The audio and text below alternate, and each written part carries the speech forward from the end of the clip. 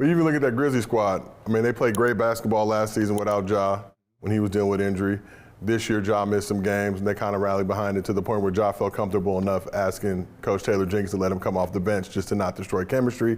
Potentially have the defensive player of the year in Jaren Jackson Jr., Desmond Bane, been doing his thing.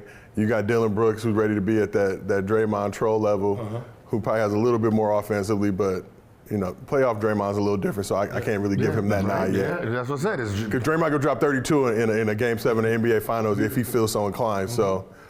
But you feel like with this Grizzlies squad, and we're going to talk about the Kings in a second too, but with this Grizzlies squad, they got to lock in on Ja. If they can lock in on Ja, it's going to be problems. It reminds me of Derrick Rose's Bulls teams, right?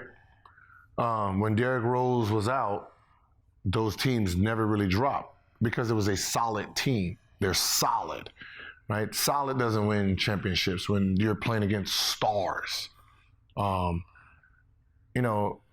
If they were like an older group, like Detroit was back in, was it 04?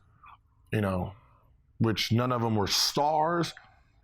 They were all stars, but they didn't have really that top tier, they just all played well. They all did their roles and maximized their roles.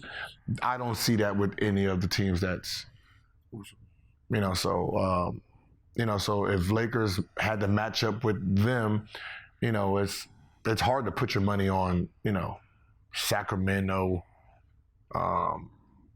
Grizzlies against the Lakers if everyone for the Lakers is heavy.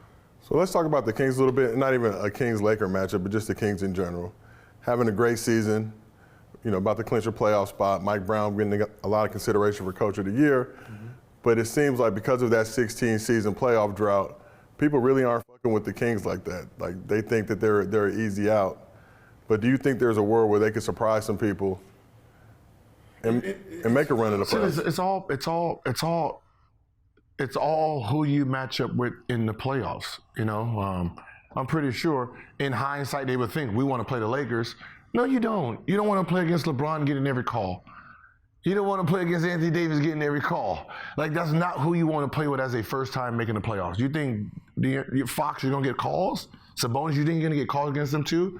You look like no different than OKC when they had to face Miami and James Harden trying to come down getting those fouls. If they don't call it, you just look silly. With Sac, you would rather play Timberwolves. You'd rather play someone like that who has no ref power, still young too, right? And those are the type of matchups you want. You don't want Phoenix Suns. Yeah, for sure. No, you don't want Golden State Warriors. But does anybody really want the Suns or the Warriors? No. So the reason that people are saying, we don't think you're going to win first round is because we're looking at who you might match up with. Suns, Warriors, Lakers, you don't want that first round. You don't want that first round being who you are because the benefit goes to the other team.